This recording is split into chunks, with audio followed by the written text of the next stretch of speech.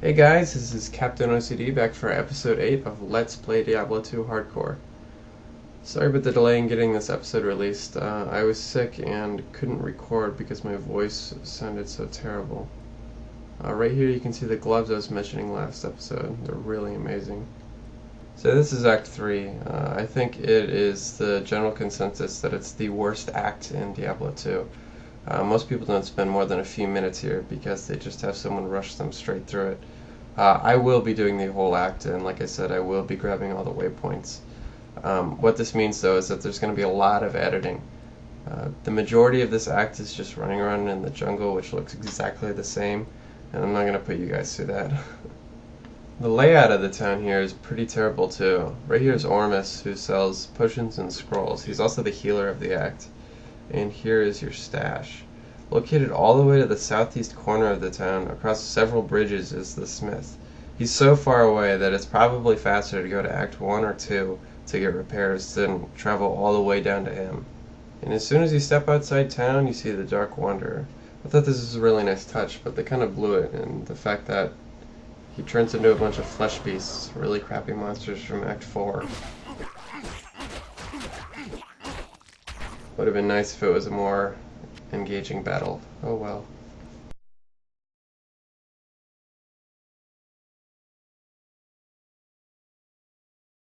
There aren't many tricks for navigating Act 3. One of the only things you can count on is if you have the opportunity to leave the riverside, do it. Chances are it'll take you somewhere where you need to go. The main quest in Act 3 is forging Kalim's will, which is similar to the staff quest in Act 2. You need to get Kalim's eye, his brain, his heart, and his flail, and combine it in the Roderick Cube. This will allow you to access the Durance of Hate, the last area of Act 3. The first piece you'll find in the Spider Cavern, which is Kalim's eye. There are two caverns similar to this, the Arachnid Lair and the Spider Cavern. Kalim's eye will always be in the Spider Cavern. You can pretty much completely ignore the Arachnid Lair.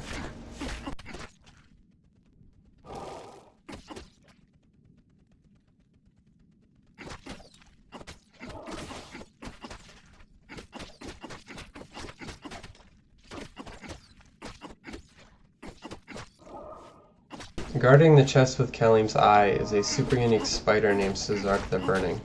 On top of doing a ton of damage, he can curse you, and as soon as he does, you need to get out. You can see I retreat right there.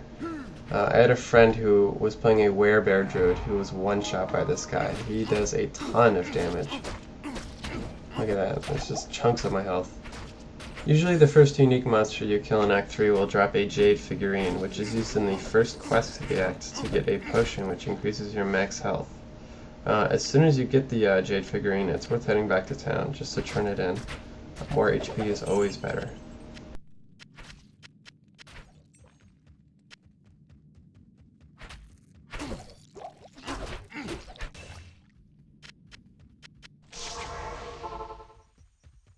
Good day. To complete the quest, all you have to do is go talk to Mashif, and then talk to Alcor, who is located at the very northern part of the town. You'll have to talk to Alcor twice. Once to give him the golden bird of Kuile, and then a second time to actually receive your potion. There it is. Permanent 20 life. Awesome. The next quest we need to take care of is the Gidbin, and also the Flayer dungeon to find Kalim's brain. But rarely does Act 3 ever do anything in the proper order. These ghosts here, called Gloams, are extremely dangerous. It's very fortunate that I have max lightning resist. It's possible for them to sit off screen in large packs and fire lightning bolts at you, and if you get tagged by enough of them, you'll probably die. They're so powerful, in fact, that I believe they're receiving a nerf in the next patch, and they need it. The area I'm in right now is the Great Marsh. It serves no real purpose for the completing of Act 3, but occasionally the jungle will spawn in such a way that you must cross through it in order to progress toward further areas, such as the Flare jungle. The one thing you will find here are these shiny chests and a waypoint, which is very difficult to find because the Great Marsh is exactly as its name implies. It's huge.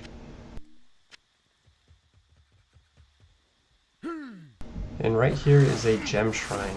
What a gem shrine does is it'll upgrade a gem in your inventory to its next level. So if you have a chipped gem, it'll turn it into a flawed gem. If you have a flawless gem, it'll turn it into a perfect gem. So what you want to do is go back to town and get your highest gem. Go ahead and touch the shrine, and there we go, it's upgraded. If you don't have any gems in your inventory, it'll just give you a random chip gem, so it's definitely a good idea to make the trip back to town. I cut ahead to finding the Great Marsh Waypoint, as well as the Flare Jungle. I also managed to nab an experience shrine. The Flare Jungle is full of these little guys called fetishes. I like to call them pygmies though. They're really not that threatening, and if you're a character with an AoE attack, you'll have a field day with them. These guys though, the shamans that breathe fire, are very dangerous. The fire does an incredible amount of damage, and you do not want to be standing in that, especially if you have no fire resistance.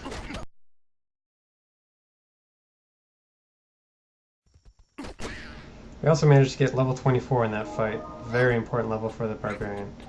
We get access to two awesome skills. The first one is a 1-point wonder, which is increased speed. It's exactly what you think it does. Increases your run walk speed. And then the other, which is battle orders. Battle orders is awesome. It makes having a barbarian in your party super awesome. It's also great for you solo, because it increases your max HP and your max mana. Also your max stamina, but nobody cares about that. It also provides a synergy bonus to Shout and Battle Command. It'll increase their duration for each point that you put in battle orders. So you can get away with just dumping into battle orders and have a pretty lengthy Shout and Battle Command. Here we are at the Flare Jungle waypoint. I managed to miss the Spider Forest waypoint, so I head back just to grab that real quick. If you head far enough northeast into the Flare Jungle, you'll run into a super unique Thrasher and his minions. This means you're getting close to Kurast, or what is Old Kurast. I know the town in this app is called Kurast as well, so it's kind of confusing. We don't actually need to be here. I just sort of wandered this way looking for the Flare Dungeon and the Gidbin. So I just go ahead and grab the waypoint here, which took me probably 15 minutes because for whatever reason it was just not appearing on my map. And after even more wandering around, I finally find the Gidbin. That was it right there. It's actually fake. The real one's on a super unique monster who will spawn when you touch the fake Gidbin, who is right here. Just a group of players. There it is on the ground. Also in this area with the Gidbin is the Flare Dungeon, which is where Kalim's brain is. But before I tackle that, I head back to town to get my ring reward for finding the Gidbin. Just talk to Ormus twice, and I'll give you a ring. I get a pretty nice one. Better attack rating than what I had before, plus fire resist, which is one of the resists I'm not capped at yet. Or I am now.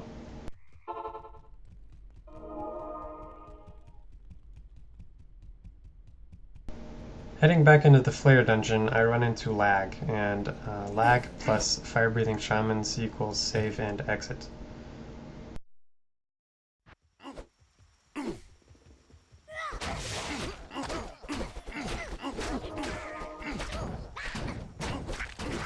On my way back to the Flare Dungeon in a new game, I find a pair of set heavy boots, which turns into Sander's Riprap. A great find. Tons and tons of attack rating on these boots. Plus some strength and dex, and on top of all that, 40% faster run walk speed. Easily replacing the Gorefoot I had before. Since I have the Mana Leech on the amulet, I no longer need the Gorefoot for much. Now I run 1,000,000 miles per hour. Hooray!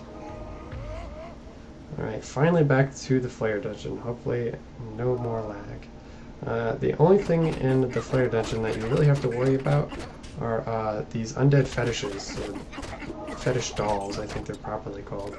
They explode when they die, dealing their health and damage to you. Similar to a fire enchanted monster, except they're just standard.